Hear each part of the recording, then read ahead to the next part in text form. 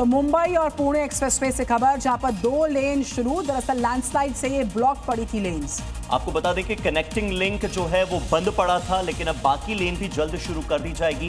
Landslide की वजह से बहुत ज्यादा नुकसान नहीं हुआ और यही कारण है कि बहुत जल्दी जो 2 लेन है वो फिर से शुरू होगी।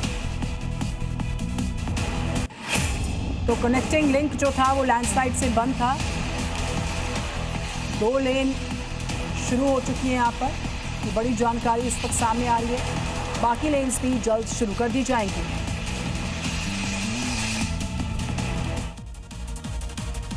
अब बात कर लेते हैं पुणे के मेजर इंडस्ट्रियल रीजन्स की, जहां पर इस वक्त बाढ़ का कहर आम लोग झेल रहे हैं। एशिया के बड़े इंडस्ट्रियल एरियाज में से एक चाकन पड़ता है और MIDC भी पानी में पूरी तरह डूबा नजर आया। देखिए वहां का नजारा।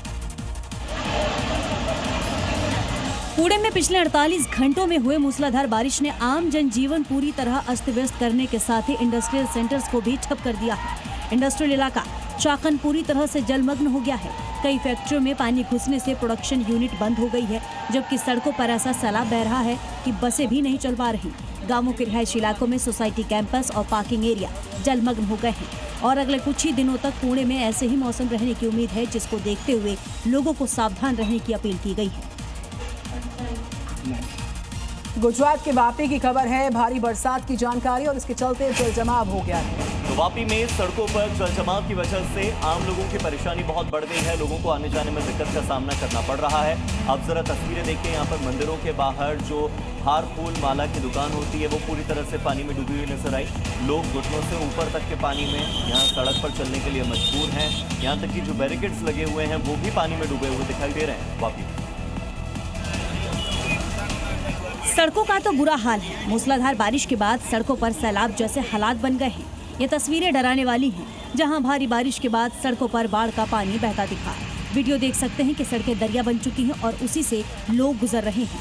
वाहनों की गति धीमी पड़ गई है। लोगों के घरों और दुकानों में पानी घुस गया है।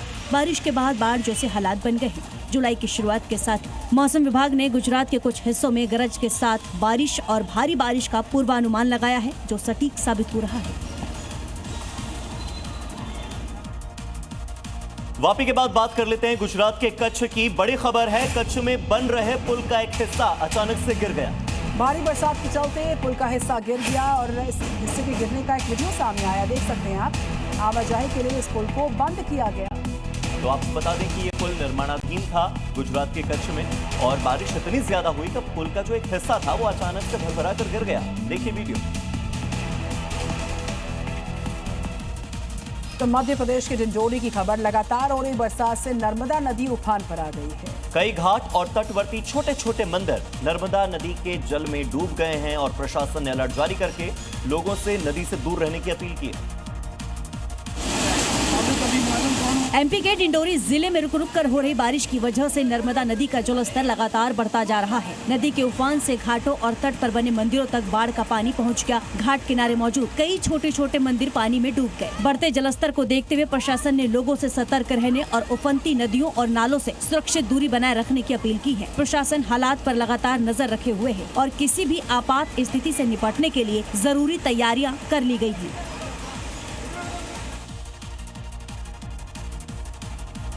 खबर हिमाचल प्रदेश से, जहां पर भारी बारिश का आज अलर्ट जारी हुआ है। हिमाचल के 5 ऐसे जिले हैं जहां पर बारिश का ऑरेंज अलर्ट है। और अगले 1 हफ्ते तक मानसून एक्टिव रहेगा। नेशनल इलाकों में भारी बरसात की आशंका है। हिमाचल में भारी बरसात का अलर्ट जारी हुआ है।